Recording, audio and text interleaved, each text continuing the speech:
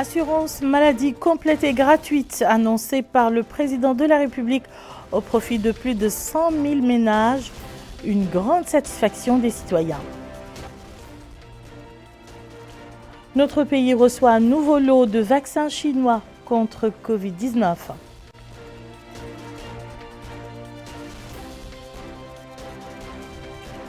Démarrage à Nouakchott d'une session de formation sur l'axe judiciaire de la loi mauritanienne de l'environnement. Bonsoir et bienvenue dans le journal. L'assurance maladie complète et gratuite pour 100 000 ménages les plus pauvres, lancée par le président de la République, M. Mohamed El Cheikh Ghazouani, a eu un large écho au niveau des citoyens en général et ceux ciblés en particulier. Une équipe d'Al Mauritania a parcouru des quartiers de Nouakchott et nous a relevé les impressions des citoyens sur ce programme. Eminem Tahlil. Venus de toutes les wilayas du pays, dans l'attente d'un espoir très longuement attendu, un rêve qui relevait de l'impossible jusqu'à présent, un acte humanitaire et solidaire d'un président qui a prouvé que le bonheur, le bien-être et l'intérêt de sa population est au sommet de ses priorités. Une première, dit cette citoyenne, dans l'histoire du pays. Une centaine de milliers de personnes bénéficient aujourd'hui d'une assurance maladie gratuite.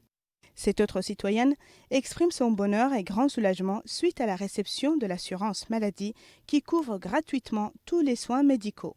Le lancement de l'opération de distribution des cartes de sécurité sociale au profit de 100 000 familles aux revenus limités a fait l'objet d'une grande appréciation de la part des citoyens mauritaniens qui sont dans le besoin d'un acte d'une telle générosité et d'une telle envergure.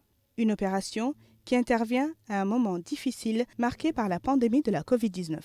Ce jeune monsieur affirme que l'événement donne un réel coup de pouce pour le développement du pays et qu'il en remercie le président de la République, M. Mohamed El Cheikh Ghazouani.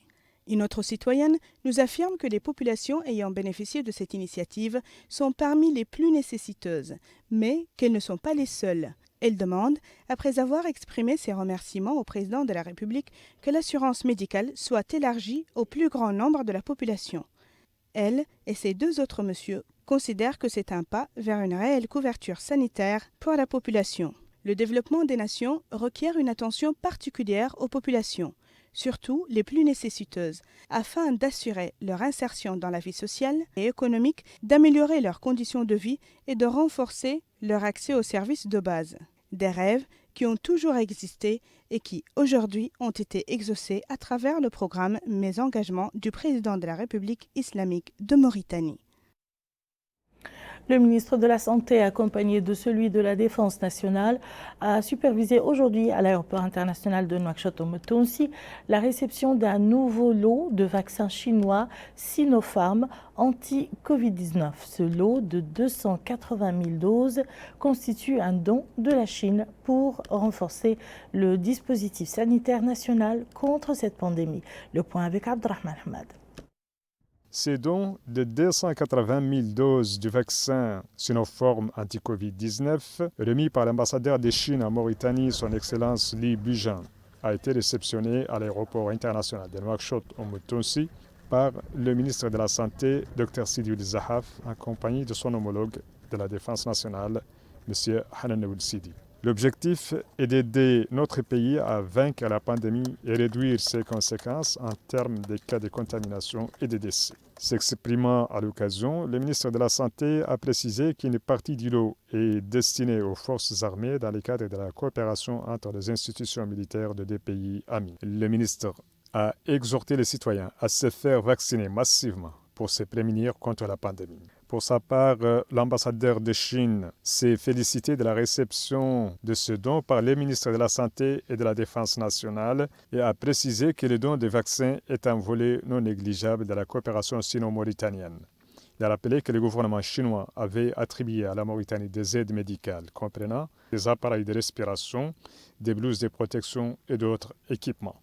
Il est attendu que ce lot, le deuxième du genre, permettra la pérennité de l'opération de vaccination contre la pandémie de Covid-19 dans notre pays. Le groupement général de la sécurité routière a lancé hier soir une campagne de sensibilisation sur la sécurité routière et la diffusion de la culture du respect du code de la route. Cette campagne s'inscrit dans le cadre des festivités commémoratives de la Semaine arabe de la circulation. Abdul Adamaba. Cette campagne de sensibilisation du groupement général de la sécurité routière au niveau des principaux axes routiers de la capitale est la première phase d'un plan d'action de ce secteur afin de lutter contre les accidents de la route. En plus de la capitale, ce plan d'action sera élargi à tous les wilayas du pays. Cette patrouille est menée dans le cadre de la Semaine arabe de la circulation routière, supervisée par le commandant du groupement général de la sécurité routière et là pour point de départ le siège du GGSR situé dans la wilaya de Nouakchott Sud, relevant de la commune d'Arafat. Ainsi, cette patrouille a parcouru les principaux axes routiers des 3 wilayas de la capitale. C'est afin de sensibiliser les usagers de la route sur l'impérieuse nécessité de respecter le code de la route et de rouler doucement et adopter les comportements qui s'y est une fois au volant afin d'éviter les accidents de la route dus à l'imprudence et à la négligence. Le pétrole et le gaz placent des femmes dans le contenu local. Tel est le thème de la table ronde organisée par la plateforme africaine pour l'autonomisation des femmes, dont les travaux se sont achevés hier dans la capitale sénégalaise Dakar. Melika Narli. Ériger un pont d'échange d'informations et d'expertise entre les femmes de Mauritanie, du Sénégal et de la Gambie quant aux multiples opportunités offertes par le pétrole et le gaz, améliorer l'accès des femmes sur le marché du travail, renforcer la place des femmes dans les sphères de décision, telles sont parmi tant d'autres les recommandations des participants à la table ronde organisée par la plateforme africaine pour l'autonomisation de la femme dans la capitale sénégalaise Dakar. À cette table ronde a participé la ministre de l'Action sociale, de l'Enfance et de la Famille, Mme Neha Haroun Oulcher Sidiya, et une délégation de notre pays. À la fin des travaux de la table ronde, le ministre conseiller à la présidence de la République en charge de l'énergie et de l'environnement, M. Boubacar Mbodj, a mis l'accent sur l'importance du rôle de la femme avec la nouvelle donne du pétrole et du gaz. Les conclusions qui ont été tirées notamment portent sur l'importance et la nécessité de trouver la voie pour les femmes dans le oil and gas.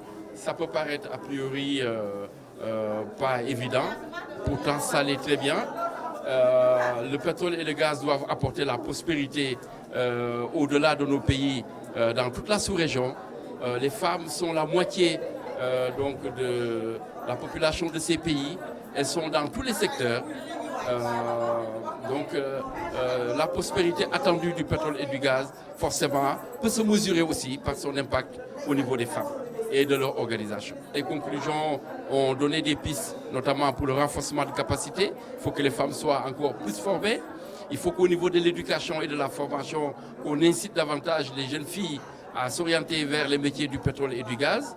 Mais également, il faudrait qu'au niveau des financements, que les femmes puissent se regrouper, avoir des organisations beaucoup plus puissantes pour pouvoir s'attaquer effectivement aux marchés qui sont donc disponibles dans le secteur du pétrole et du gaz. Quant à Mme Mariam Ndiaye, présidente de la plateforme africaine pour l'autonomisation de la femme, elle a déclaré que cette plateforme, déjà existante au Sénégal, sera très prochainement mise en place en Mauritanie et en Gambie.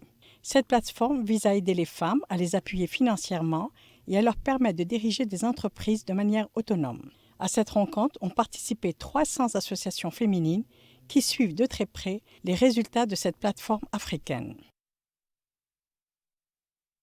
Ici à Nouakchott, les travaux d'une session de formation sur l'axe judiciaire de la loi mauritanienne de l'environnement, organisée conjointement par le ministère de la Justice et celui de l'Environnement et du Développement durable, ont débuté ce matin. La formation a pour objectif de renforcer les capacités des participants sur le mécanisme de traitement des violations de la loi de l'environnement. Abdullah Damaba.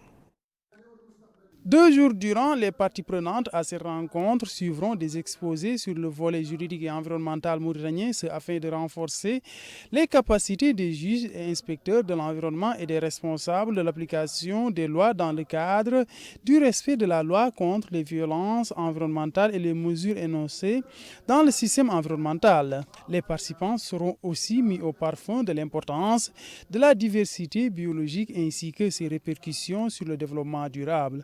Le chargé de mission au ministère de la Justice, Khalil Woulelemine, a affirmé que les infractions liées à l'environnement ne constituent plus un phénomène marginal et connaissent une hausse en violation explicite des lois en vigueur, ce qui conclut-il appelle à une lutte contre les atteintes à l'environnement. Le directeur général de l'ENAJM, École nationale d'administration, de journalisme et de la magistrature, Mohamed Ould Abdelkader Ould Allada, a déclaré que cette session de formation est la deuxième du genre à être organisée, se dit-il, à la suite de l'atelier qui a eu lieu au niveau de la wilaya de la Saba. Il a enfin rappelé l'objectif et le thème de ces rencontres. Au sortir de cet atelier, des recommandations et propositions sont attendues afin de renforcer la conception du système juridique national en matière environnementale. À présent, la situation épidémiologique du pays relative au Covid-19 qui a été caractérisée ces dernières 24 heures par 56 nouveaux cas de contamination, 28 guérisons et malheureusement un décès. Ces résultats portent le cumul à 19 463 cas confirmés, 18 431 guérisons et 463 décès. Et voilà qui met fin à ce journal. Tout de suite, le rappel des titres. Assurance maladie complète et gratuite annoncée par le président de la République au profit de plus de 100 000 ménages. Une grande satisfaction des citoyens. Notre pays reçoit un nouveau lot de vaccins chinois contre Covid-19. Démarrage à Nouakchott d'une session de formation sur l'axe judiciaire de la loi mauritanienne de l'environnement.